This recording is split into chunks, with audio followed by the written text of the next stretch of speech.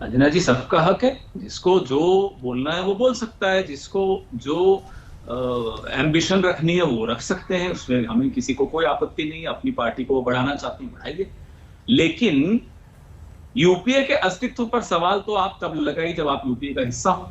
आप तो यूपीए का हिस्सा ही नहीं। मैं कह दूं कि भाई अमेरिका है ही नहीं क्योंकि मैं अमेरिका का नागरिक नहीं हूं, ये थोड़ा ही होता है। मैं अमेरिका का नागरिक नहीं हूं मतलब थोड़ी कि अमेरिका नहीं है, अमेरिका है। तो यूपीए को आपने 2012 में छोड़ दिया था, आज कह रही यूपीए है ही नहीं। अरे 6 राज्यों में यूपीए की सरकारें हैं, आप छोटी सी तुलना कर दीजिए, तभी हम बड़े हैरान होते हैं कि गांव बसा नहीं है। पहले ही आ गए साहब, नहीं मेरा गांव है, मेरा गांव है, बसने तो दो। गांव नहीं बसा है, लेकिन मैं गांव का प्रधान बनूंगा। बन तो जाए पहले गांव। आज राज्यसभा और लोकसभा में मिलाकर 90 से एक कम 89 सांसद कांग्रेस के हैं। कितने हैं ममता जी के पार्टी के? 35। एमएलए पूरे देश में सिर्फ कांग्रेस के, बता रहा हूं, यूपीए की बात अभी मैं नहीं कर रहा, चलिए सिर्फ कांग्रेस की बात कर। 767 एमएलए है पूरे देश में। ममता जी के कितने? 236। सिर्फ इन्हीं दो पार्टियों की तुलना करते हैं। आप परफॉर्मेंस से देखेंगे ना कि कौन लड़ा, कौन जीता। राजस्थान जीते, मध्य प्रदेश जीते, छत्तीसगढ़ जीते। तो हमने तो नहीं कहा कि साहब हम ही, अरे हम तो कह रहे लड़िए, आइए मिलकर लड़ते हैं। हमारी लड़ाई ममता जी से न थी, न है, न रहेगी। हम लड़ रहे हैं एक विचारधारा से, और ये सतत लड़ाई होती है, संघर्ष, सत्ता का संघर्ष जिसको करना है करे, जाकर लड़े। मोदी जी के साथ लड़ना है, खिलाफ लड़ना है, जो करना है करें। जो सतत संघर्ष होता है, जो आज से नहीं एक शतक से चल रहा है इस विचार, हम उस संघर्ष की पैदाइश है, हम उस संघर्ष को लेकर आगे बढ़ रहे हैं। चुनाव में कौन जीत रहा है, कितनी 2 सीटें किसी की थी, आज 303 है। कभी हमारी ज्यादा, कभी उनकी ज्यादा, कभी हम जीतेंगे, कभी वो जीतेंगे। वो एक बिल्कुल मुझे नहीं लगता कि ज्यादा प्रासंगिक बात है। लड़ाई किस तर्क की लड़ी जा रही है, कौन लड़ रहा है, कौन उनके साथ कभी नहीं गया, उसको देखते हैं लोग। और पूरे देश में जो संघर्ष कर सकता है कर दे रैली। राजस्थान में मैं चुनौती देता हूं ममता जी को, करे रैली, देखते हैं कितने लोग आते हैं। हम बंगाल में रैली करेंगे, भीड़ आएगी, क्योंकि हम पैन इंडिया पार्टी हैं। गोवा में लड़ रही हैं और बड़े बड़े होर्डिंग्स लगी हुई उनके। गोवा पता नहीं अब पिछले दिनों गए या नहीं गए हैं।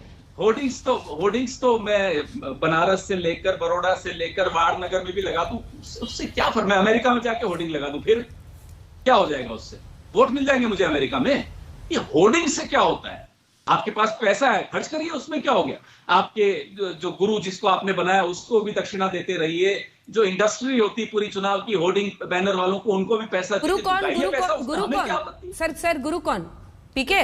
जो सेल्फ प्रोफेस्ड है, अपने आप को जो गुरु मानते हैं। हम तो नहीं किसी को गुरु मानते, हमारे गुरु तो नहीं रहे अब, तो हम किसी को गुरु नहीं मानते। ममता जी जिनको गुरु मानते हैं वो कहां से दक्षिणा लेते हैं हमें नहीं मालूम, हम उसमें पढ़ने ही नहीं चाहते बीच में, क्योंकि ये एक विचारधारा की लड़ाई है। उसमें अब कोई कंसल्टेंट आ जाए, जो कंसल्टेंट क्या होता है, वो सपनों का सौदागर होता है। एक बार नीतीश जी को प्रधानमंत्री बनाने का सपना दिखाया, फिर अरविंद केजरीवाल जी को बोला भी आप प्रधानमंत्री बन सकते हैं, फिर जगन रेड्डी को बोला आप भी प्रधानमंत्री बन सकते हैं, अब ममता जी को बोल रहे हैं आप भी प्रधानमंत्री बन सकते हैं। तो सपनों के सौदागर जब ये ऐसे सौदेबाजी करते हैं तो उस सौदे का लाभ किसको मिला? ठीक है, संजय जी इसका जवाब दें उससे पहले गौरव जी एक सेकंड, 5 सेकंड पूरा कर। सौदागर को मिल ही रहा है उसका लाभ। उसका सबसे बड़ा लाभ नरेंद्र दामोदर दास मोदी को मिल रहा है। ये बात सबके सामने है। अब नीतीश जी को तो समझ में आ गया कि प्रधानमंत्री बनने का सपना ही दिखाया था गौरव जी मोदी जी करा रहे हैं, वो कह रहे हैं मिले सुर मेरा तुम्हारा, मोदी जी का हाथ है इसीलिए वो कर रही हैं। अजय आलोक जी इसके बाद फौरन आऊंगे। अच्छा अजय आलोक जी एक कमेंट, थोड़ा सा रुक जाइए अजय जी, आ रही विपक्ष। गौरव जी अंजना जी देखिए, विपक्ष में अब लड़ाई इस बात की नहीं है कि कभी सत्ता में भी आएंगे। वो लोग जान चुके हैं कि वो कितने बड़े भ्रष्टाचारी हैं। वो खुद कह रहे हैं कि विपक्ष में कौन है बड़ी पार्टी, इसकी लड़ाई है।